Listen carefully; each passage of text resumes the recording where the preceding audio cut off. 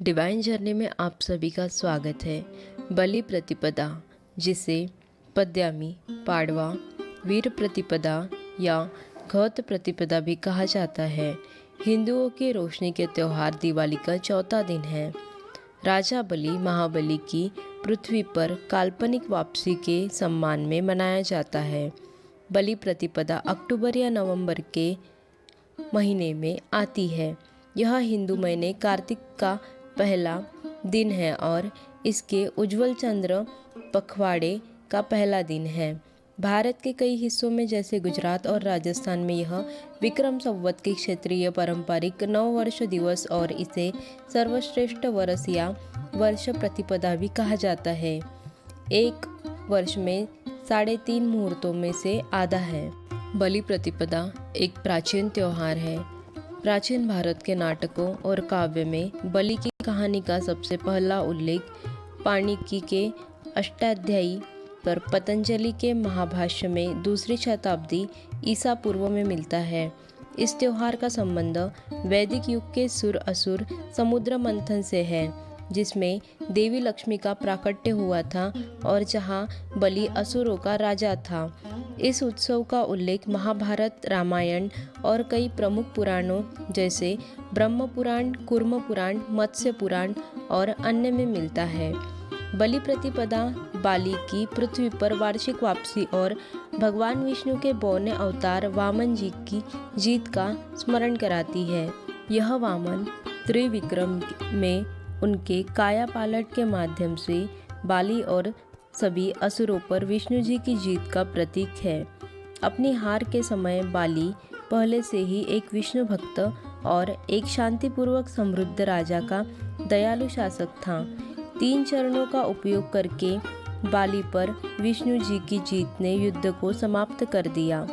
हिंदू धर्म ग्रंथों के अनुसार बाली ने मांगा और विष्णु जी ने उसे वरदान दिया, जिसके तहत वह साल में एक बार पृथ्वी पर लौटेगा, जब उसे याद किया जाएगा और उसकी पूजा की जाएगी, और वह इंद्र के रूप में भविष्य में जन्म में पुनर्जन्म लेगा।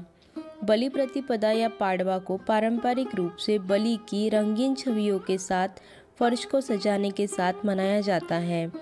कभी कभी उनकी पत्नी विंध्यावती के साथ प्रकृति की प्रचुरता, एक साझा दावत, सामुदायिक कार्यक्रम और खेल, नाटक या कविता सत्र। कुछ क्षेत्रों में हाल में ही मृत पूर्वजों श्राद्ध को चावल और भोजन का प्रसाद चढ़ाया जाता है या गायों और बैलों के सींगों को सजाया जाता है। विष्णु अवतारों के प्रतीक बनाए जाते हैं और उन्हें माला पहनाई जाती है। राजा बलि की कथा। बलि प्रहलाद का पोता था। वह देवताओं को हराकर और तीनों लोकों पर कब्जा करके सत्ता में आया।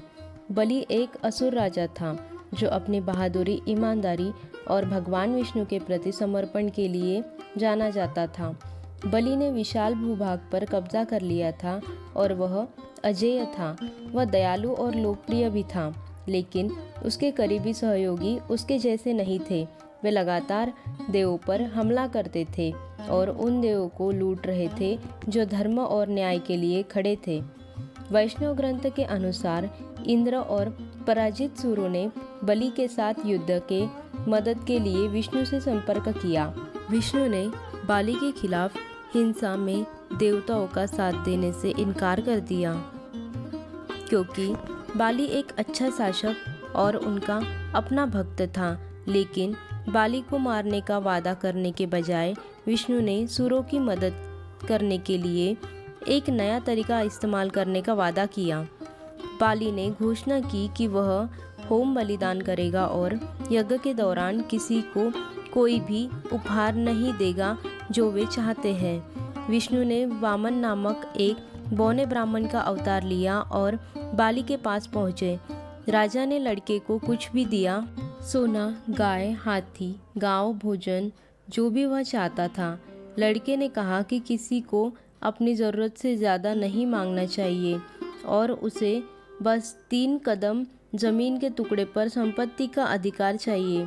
बाली सहमत हो गया।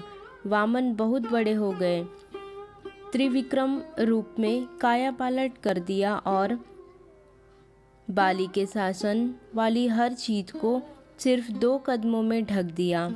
तीसरे कदम के लिए बाली ने अपना सिर विष्णु को अर्पित कर दिया, जिन्होंने उन्हें पाताल लोक के दायरे में ढकेल दिया।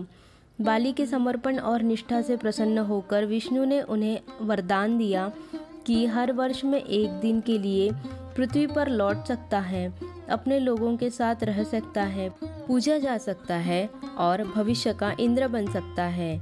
यह वह दिन है जिसे बाली पद्यमी के रूप में मनाया जाता है, जो बाली की पाताल से पृथ्वी पर वार्षिक वापसी है। किंवदंती के दूसरे संस्करण में कहा गया है कि वामन द्वारा बाली को पाताल लोक के नीचे धकेलने के बाद बलि के दादा प्रहलाद, जिसे विष्णु का एक महान भक्त बताया गया है, उनके अनुरोध पर विष्णु ने बलि को माफ़ कर दिया और उसे पाताल लोक राजा बना दिया। विष्णु के बलि इच्छा को पूरा कर दिया कि वह 1 दिन के लिए धरती पर वापस आए और उत्सव मनाए और उनकी पूजा करें। हर जगहों पर भिन्न भिन्न तरीके से उत्सव मनाए जाते हैं। आइए जानते हैं।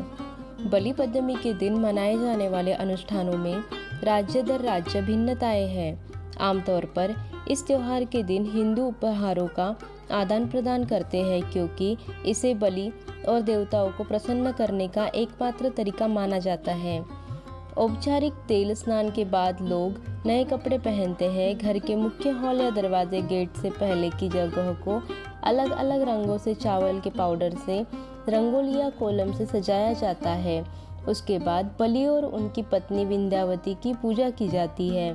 कुछ लोग मिट्टी या गाय के गोबर से बलि की मूर्तियां बनाते हैं। शाम को जैसे ही रात होती है, हर घर और मंदिर के दरवाजे की चौखट पर पंक्तियों में दीप जलाए जाते हैं। सामुदायिक खेल और दावतें उत्सव का एक हिस्सा है। ऐसा माना जाता है कि भगवान शिव और उनकी पत्नी पार्वती ने इस त्योहार के दिन यह खेल खेला था, और जब पार्वती जी जीत गई थी, उनके बाद उनके बेटे कार्तिकेय ने पार्वती के साथ खेला और उन्हें हरा दिया। उसके बाद उनके भाई हाथी के सिर वाले ज्ञान के देवता गणेश ने उनके साथ खेला और पासा खेल जीत लिया। लेकिन अब यह जुआ खेल केवल परिवार के सदस्यों द्वारा प्रतिकारक रूप में से ताश के पत्तों के खेल के साथ खेला जाता है।